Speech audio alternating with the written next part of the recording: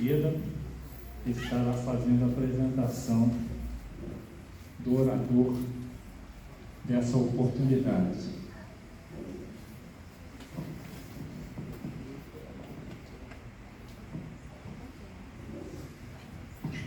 Pastor Wagner, nesses dias, passou por uma cirurgia, está tendo alguma dificuldade, mas atendeu o convite do pastor Abel, está conosco, né? Fazendo algum sacrifício, né, pastor? Mas é bom estar com o irmão nessa oportunidade. Boa noite a todos. Boa noite. A gente, com muita alegria, que eu quero apresentar aos que não conhecem o pastor Wagner, que foi o meu mestre desde o primeiro período da faculdade até o último, não, no oitavo nós não tivemos disciplina, mas até o sétimo ele foi meu professor, e o que eu posso dizer é que eu aprendi muito com esse homem. No primeiro período nós gastamos uma aula debatendo teologia, e eu achando que sabia alguma coisa, querendo debater com o mestre, e foi bom porque naquele dia eu percebi que eu tinha que aprender muita coisa, e o pastor Wagner foi uma dessas pessoas que o Senhor colocou no meu caminho, para primeiro eu aprender que eu precisava ter humildade diante da palavra de Deus, diante do fazer teológico eu precisava ter humildade para entender que a gente sabe muito pouco do que a gente precisa conhecer a respeito das Sagradas Escrituras, e que a gente precisa aprender com aqueles que já caminharam um pouquinho mais que nós. Então, muito obrigado, pastor, por aceitar este convite. Muito obrigado por estes quase 4 anos que o senhor esteve ali me instruindo na faculdade. Deus abençoe a vida do senhor. Meus irmãos, é sempre um privilégio pregar a palavra, mas é um privilégio que vem com peso. Essa é uma expressão muito usada no Antigo Testamento, peso do Senhor. E quando um aluno, eu não gosto de dizer ex-aluno, e eu tenho tido o privilégio de dar continuidade à minha chamada pastoral, que tem esses dois lados: ser pastor e ser professor. Eu não aprendi a ser nenhum dos dois, mas estou aprendendo. E de quando em quando algum aluno me procura e compartilha alguma dúvida, e nada melhor do que conversar sobre teologia, sobre a vida, sobre o ser humano, sobre a palavra de Deus. Então, Abel e colegas, eu quero agradecer o seu convite, me sinto extremamente honrado por estar fazendo parte deste momento na sua história. E agradeço aos demais colegas, pastor Ézer, em especial, a aquiescência desse convite, porque sem a aprovação desse concílio, isso não seria possível. E é bom estar aqui, né? Eu já estive lá do outro lado e vejo que os irmãos estão em progresso. Quando a gente vê o reino de Deus progredindo, a gente fica muito feliz com isso. Eu queria que você abrisse a sua Bíblia na primeira carta que Paulo escreve a um jovem pastor, um discípulo, a quem ele discipulava. Eu tenho dificuldade de dizer assim, fulano é discípulo de Paulo. Nós somos discípulos de Jesus. Aí, quando nesse mundo onde o poder tem uma marca nesse tempo muito grande, e que as pessoas parecem que é igual cachorrinho. Já viu o cachorrinho quando sai na rua? Ele sai demarcando o espaço dele, né? Marcando o seu espaço. Aí fala, é meu discípulo. E tem gente que tem tanta autoridade que o sujeito não respira sem a autoridade do seu discípulo, do seu discipulador. E Paulo, ele discipulava a Timóteo, né? Timóteo era tido por ele como filho na fé. E na primeira carta, eu quero ler os versos de 1 a 7, mas a minha ênfase estará sobre esta palavra do verso 1. Diz assim: fiel é esta palavra. Os irmãos podem permanecer assentados.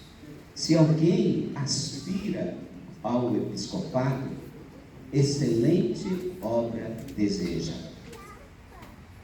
Seria muito bom se Paulo parasse por aqui, porque ele mostra o lado bom da coisa, o lado nobre desta chamada e desse desejo. Mas ele diz: é necessário, portanto, que o bispo seja irrepreensível, esposo de uma só mulher, temperante, sóbrio, modesto, hospitaleiro, apto para ensinar, não dado ao vinho, não violento, porém cordato, inimigo de contendas, não avarento, e que governe bem a sua própria casa, criando os filhos sob disciplina, com todo respeito. Pois se alguém não sabe governar, administrar a própria casa, como cuidará da igreja de Deus? Não seja neófito, não seja uma pessoa nova, sem entendimento, sem conhecimento, para que não suceder que se ensoberbeça e incorra na condenação do diabo.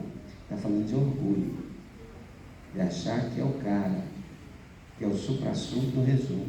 E tem gente que se acha assessor de Deus para assuntos eventuais e aleatórios. Deus consulta essas pessoas na percepção deles. Pelo contrário, é necessário que ele tenha bom testemunho dos de fora, a fim de não cair no opróbrio e no laço de Satanás ou no laço do diabo. Vamos orar mais uma vez? Deus querido, nós somos gratos ao Senhor e adoramos e bendizemos o Teu nome pelo que Tu és e agradecemos pelo que o Senhor tem feito em nossas vidas. E este momento tão significativo na vida desta igreja, na vida de Abel, que a Tua palavra, ela venha ao encontro das nossas necessidades, fortalecendo a nossa compreensão do chamado e do ministério pastoral, tanto pastores como igreja. Usa-me, portanto, como instrumento nas Tuas mãos, Senhor. Eu oro em nome de Jesus. Amém.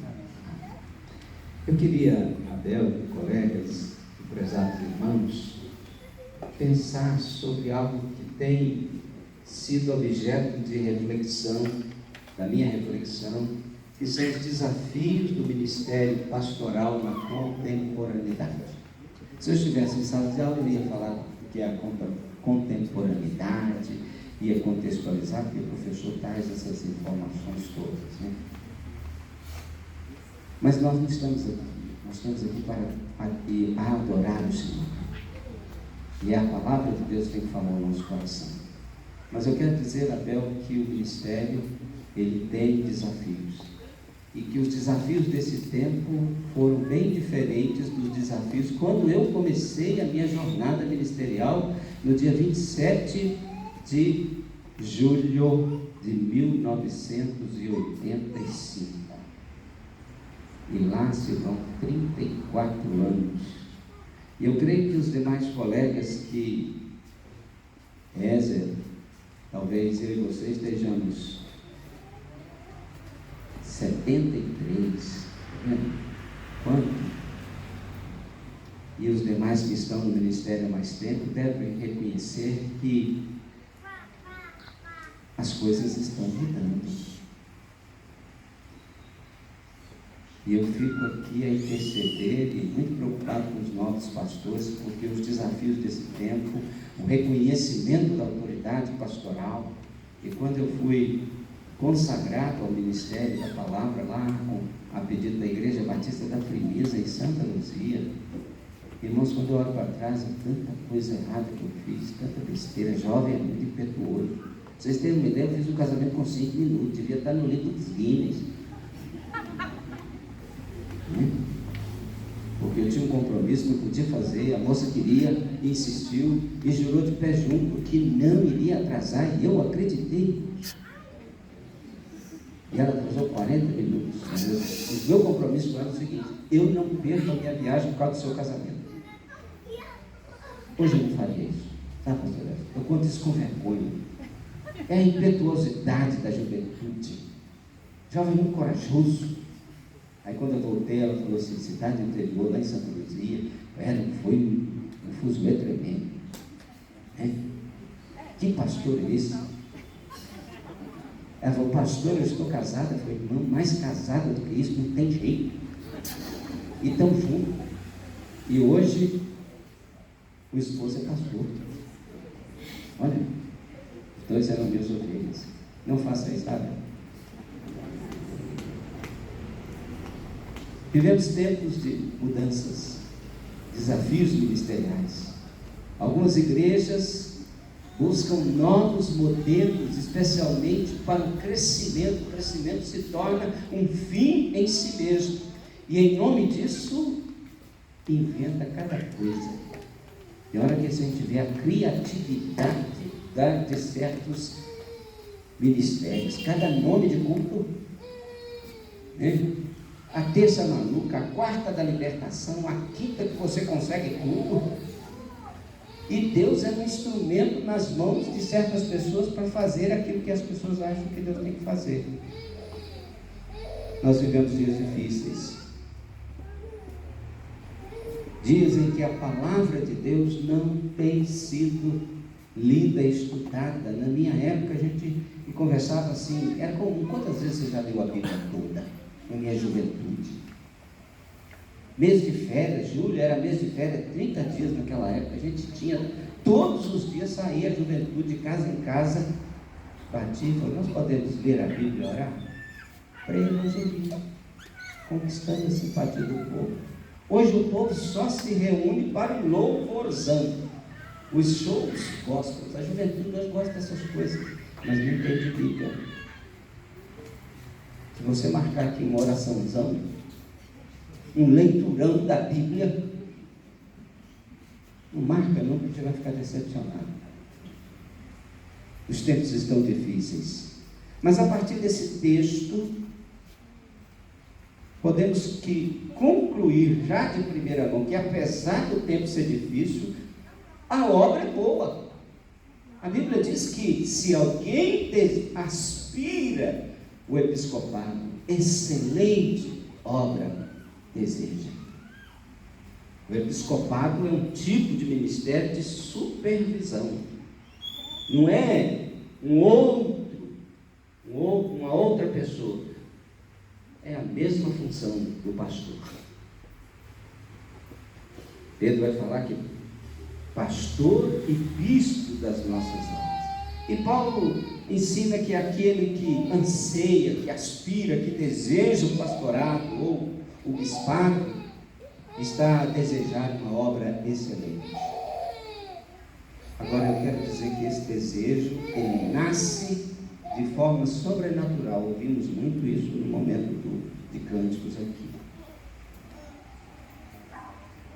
Pastor ou bispo é um líder que Deus levanta na igreja e concede como um presente, e dar-vos-ei pastores segundo o meu coração.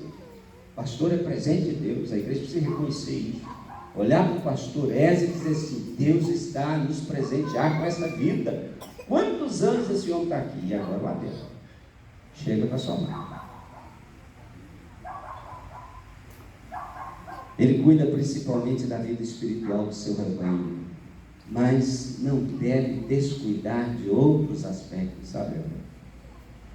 A comunidade, aí fora, no entorno desta igreja, também precisa ser objeto do seu cuidado pastoral, da sua intercessão. E para isso, você foi chamado, você foi vocacionado por Deus, e deve ter como prioridade na sua vida essa abnegação e esta entrega totalmente ao Senhor. Você deve dar exemplo de vida cristã. A Bíblia diz que deve ser marido de uma só mulher. Você deve ser vigilante. Aí são as características do que deve ser e o que não deve fazer. Vocês viram isso no texto. Paulo reconhecia estar no ministério como um privilégio. Ele escreve a Timóteo no capítulo 1, no verso 12, ele diz assim: dou graças ao que me tem confortado, a Jesus Cristo, Senhor nosso, porque me teve por fiel, pondo-me no ministério. Interessante que ele no 1 fala: quem me pôs no ministério é Deus, e considerou fidelidade em mim, porque esse é o critério avaliativo do Senhor, que deve ser confirmado pela igreja, que deve ser confirmado por um concílio. Esse ato de imposição de mãos é o ato de reconhecimento e de transmissão de uma missão, por nós que na missão estamos. Mas ele diz assim, Deus ele colocou, depois ele fala que quem aspira um excelente homem. Eu tenho para mim que Timóteo era um moço assim, tanto quanto bipolar. De vez em quando ele queria desistir, aí Paulo dava uma palavra de ânimo. Há crentes assim, que ele é mais conduzido e carregado do que caminhando sozinho. Tem gente que você tem que de vez em quando dar uma injeção de B12 nele, porque B12 é porque eu tenho carência dela, aí de vez em quando eu tenho que tomar. De 2 em 2 dias, esse aqui. Agora, vocês vão que bota debaixo da língua, todos os dias. Nem todos os dias eu me lembro, hoje, por exemplo. Agora, esse ministério, ele é exercido de diferentes formas, pois cada um tem o seu jeito, tem o seu chamado, tem a sua missão. Contudo, Deus não nos deixa desamparados. Deus está conosco nesse ministério. Já houve momentos em que eu desci do púlpito com aquele sentimento: nunca mais eu vou assumir aquele lugar de novo. Aí lá na porta, o meu irmãozinho fala: pastor, mas que palavra! O Senhor foi um instrumento para Deus abençoar a minha vida. É Deus tratando do meu sentimento. Aí eu voltava. E 34 anos contando esse negócio. Né?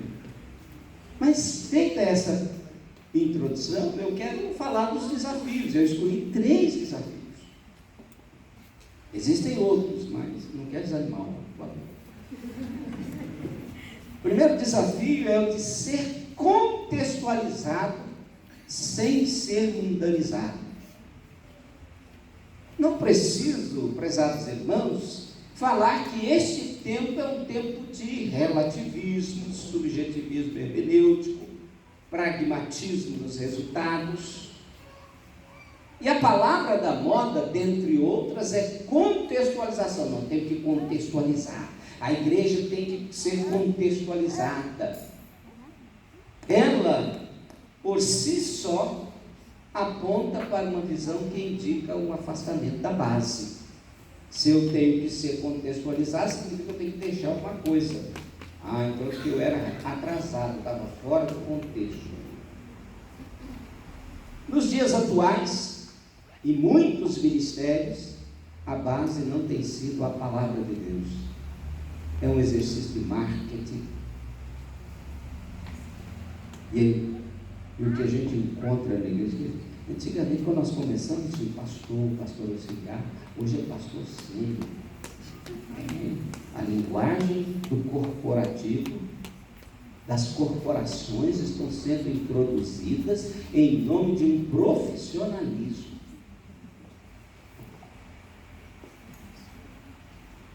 E as igrejas estão tratando os seus ministérios como, por exemplo, eu sou psicólogo. Eu atendia 3 pessoas que eram líderes de célula de uma das grandes igrejas de Belo Horizonte, que é modelo nessa metodologia de trabalho. Não estou entrando aqui no mérito da questão. Havia um tempo que os 3 traziam a angústia de ter que dividir a célula, multiplicar, porque no calendário tinha que crescer. Eu tenho um filho que trabalha na área de comunicação e era vendedor. Hoje ele é gerente de altas contas da TIM. E no final do mês ele fala: pai, ora porque eu não bati a cota. O mesmo sentimento, a mesma angústia que os 3 me disseram, porque ele tinha que bater a cota, dividir. E ele sentiu, mas não, meu líder disse que eu tenho que dividir. É o crescimento pelo crescimento, é a metodologia, não como meio, mas como fim. Por isso, meus irmãos, nós precisamos ser contextualizados, mas não podemos ser mundanizados. E a igreja está a absorver uma série de artifícios, de metodologias, e algumas delas, pelo menos na leitura deste pesquisador, deste pastor e deste professor, são completamente antagônicas, contrárias à palavra de Deus. Paulo, quando escreve aos Romanos, no capítulo 12, ele vai dizer assim: rogo-vos, pois, irmãos, pela compaixão de Deus, que apresenteis os vossos corpos em sacrifício vivo, santo e agradável a Deus, que é o vosso culto racional. E não vos conformeis com este mundo, mas transformai-vos pela renovação da vossa mente, ou do vosso conhecimento, para que experimenteis qual seja a boa, agradável e perfeita vontade de Deus. Quero dizer para você que a sua mente é o lugar onde Deus quer operar. Num tempo de grande ênfase nas sensações, nos sentimentos, eu tenho que sentir uma coisa. Se eu for ao culto e não sentir algo, o Espírito de Deus não está ali. Mas é a mente. Deus opera na mente. A conversão é a mudança da mente. Mas o diabo também quer a sua mente. Ele vai trabalhar também nesse sentido. E a linguagem aqui de Paulo é a linguagem do Velho Testamento, quando o fiel ia ao templo e oferecia como sacrifício um animal que representava a ele. O sacerdote pegava aquele animal e sacrificava. Mas no cristianismo, Jesus já foi sacrificado, é o nosso cordeiro, é o cordeiro de Deus, que uma vez foi dado para a remissão do pecado. Enquanto o sacrifício do Velho Testamento cobria o pecado, João Batista diz: eis o cordeiro de Deus que tira o pecado do mundo. Jesus vem para tirar. E o crente precisa então sacrificar a sua vida e oferecer, olha o paradoxo, um sacrifício que é vivo, que é santo, que é agradável a Deus. E isso é o culto racional. A mente tem que estar presente. Por isso a importância da teologia. Por isso a importância do estudo da palavra. E este sacrifício, diz Paulo, é um culto espiritual que envolve os poderes racionais, pois Deus nos fez como seres semelhantes a Ele, portanto, seres que pensam, que sentem e que decidem, emoção, razão e volição. É isso que nos faz semelhantes a Deus. E a nossa humanidade, ela vem do Senhor. Quanto mais próximo de Deus, meus alunos estão cansados de ouvir eu dizer isso em sala, mais humanos nós somos.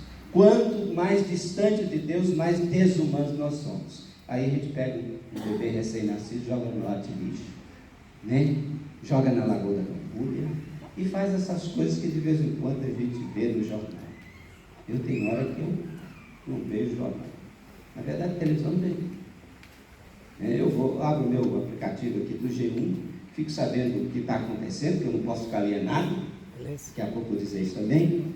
Então a mente é o lugar que a vontade de Deus deve imperar para combater o mundanismo, que é, em vez da igreja transformar o mundo, a igreja está sendo transformada.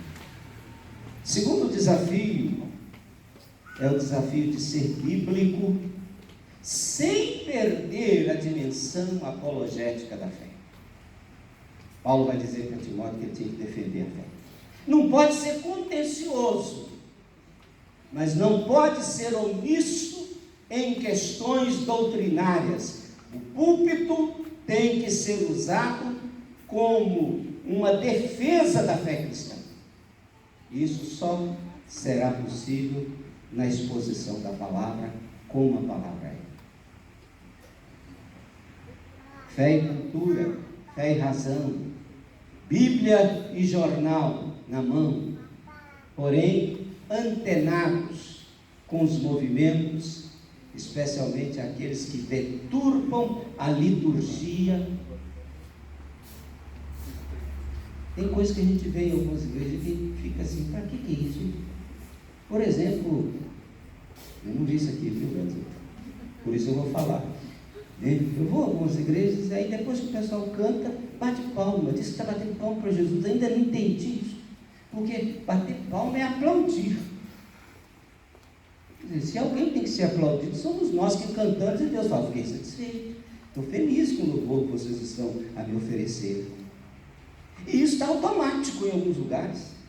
Aí quando você pergunta por quê, ninguém sabe por quê, mas eles estão fazendo, repetindo, robozinhos. Né? Robozinhos. É tipo aquela máquina de xerox, tem um corpo que é assim. Você coloca lá e vai xerocopiando. E Paulo orienta Timóteo em sua primeira carta a fazer a defesa da fé, a partir do verso 3, do capítulo 1. Ele vai dizer assim: irmãos, não estou em Tessalonicenses, não vira a Bíblia errada, não. 1 Timóteo 3, quando eu estava em viagem rumo a Macedônia, alguém que você fosse lá para Éfeso, aí vai dizer, por que você está aí? Agora, defenda a fé. Defenda dos infiéis, daqueles que infiltram na igreja. Então o pastor tem que ter esse momento de ser um apologeta da fé, de saber o que crer e por que crer. Paulo vai dizer assim, que nós temos que responder, Paulo e Pedro, nós temos que responder com mansidão e temor todo aquele que nos perguntar a razão da esperança que há em nós. Timóteo, como todos os pastores aqui presentes, deveria ser um defensor da sã doutrina. E eu fico a imaginar, irmãos, que se naquela época já havia na igreja a introdução de certas doutrinas, imagine neste mundo globalizado, num mundo relativizado, num mundo onde as pessoas já não têm mais consciência do certo e do errado, depende. Hoje eu estava a ouvir uma estatística que em Minas Gerais, de 2018 para 2019, o casamento de homem e mulher, que é casamento mesmo, caiu 3,5% em relação ao ano anterior. Mas que o casamento, a união homoafetiva aumentou 65%. Deus tem misericórdia. E isso reverbera dentro da igreja. Porque daqui a pouco vem alguém que eu queria que se eu fizesse a cerimônia, ou fizesse o meu casamento. O pastor não faz casamento, faz cerimônia religiosa. O casamento que faz é o cartório. Nós fazemos um culto de gratidão a Deus pela união. É uma cerimônia religiosa. O casamento já foi feito. Por isso eu, quando vou fazer, e todos nós pastores batistas, vamos dizer, cadê a certidão de casamento? Quando a gente não faz com efeito civil. E dá um trabalho para gente. É sério. Então, meus irmãos, temos que ser defensores. Num mundo onde o sentir é mais valorizado do que o conhecer. E aí são introduzidas uma série de coisas, especialmente na liturgia, e eu poderia gastar aqui um tempo para mostrar exemplos. Mas fiquemos com o texto que diz que Timóteo tinha que defender. Então, portanto, a Bíblia é a fonte da nossa conduta. Nela nós encontramos os princípios que norteiam o nosso modo de cultuar e de ser neste mundo. Deus é Senhor e merece toda a adoração. Por exemplo, a Bíblia diz que a gente ora a Deus e o Espírito Santo nos ajuda a interceder e terminamos a oração em nome de Jesus. Agora estamos lançando uma moda nova. Termina de orar e faz em nome do Pai, do Filho e do Espírito Santo. Tem gente que fala, Jesus, abençoe. Nós oramos a Deus. A teologia é meio complicada nesse sentido, mas existe uma hierarquia estrutural. Meus alunos lembram disso. Também deve lembrar. Então, nela nós encontramos. E o desafio desse tempo é sermos bem relacionados. Temos que dialogar com o mundo, saber o que está acontecendo. Mas quando viermos para o púlpito, é a palavra que devemos pregar. Pela defesa da fé. Ensinar o que é a verdade, sem ficar citando pessoas, porque a verdade vence, triunfa. Veritas vincit é o slogan do Colégio Batista. E nesses casos, cabe o ministro do Evangelho sair em defesa da fé, ensinando a doutrina. Portanto, a Bíblia. Hoje você ganhou 2 Bíblias. Ganhou uma. O Vanderlei deu a Bíblia das palavras-chave. Excelente. Muito boa. Hein? Ganhou uma de Genebra que eu já não falaria assim. Vai fundo no poço errado. Vai com a consciência. Já fiz uma crítica aqui, né? Mas tem que ter essas coisas, sabe? A gente tem que conhecer todos os correios. Nesse sentido, para fortalecer a nossa posição. Então, o primeiro desafio que eu apresentei é o desafio de ser contextualizado sem ser mundanizado. Porque aí fica muito novo, é jovem, né? É a novidade. E hoje há uma obsessão por novidade. E há uma ojeriza do velho, do antigo, como se o antigo fosse bonito. Tem coisas que não mudam. A verdade muda o jeito de fazer as coisas. Né? Eu, quando eu converti, batista não batia palma. Então eu nunca aprendi. Mas eu não fico triste não, porque quando eu vejo alguns irmãos batendo palma, eu também não aprendi. Cadê o baterista? Cadê o baterista, gente? Da igreja? Está lá embaixo? É só seguir a bateria, não é isso? O vídeo está lá. Né? Esse sentido daí bate palma direitinho. Aí fica uma coisa bonita. Segundo desafio, é o desafio de ser bíblico, mas na defesa da fé, sem perder essa dimensão. O terceiro desafio é de ser relacional sem ser conformal. Nós vivemos um tempo onde há uma carência de afetividade. As pessoas estão buscando relacionamentos. Sabe por quê? Porque hoje a gente não relaciona sem um meio, sem uma mídia. Aí eu tenho tantos amigos no Face que eu não conheço. Pede lá para eu aceitar como amigo assim. Mas a maioria eu não conheço. Eu só dou parabéns de aniversário para aqueles que eu conheço. E aí depois não tem tempo, porque às vezes você abre, sabe que está lá, mas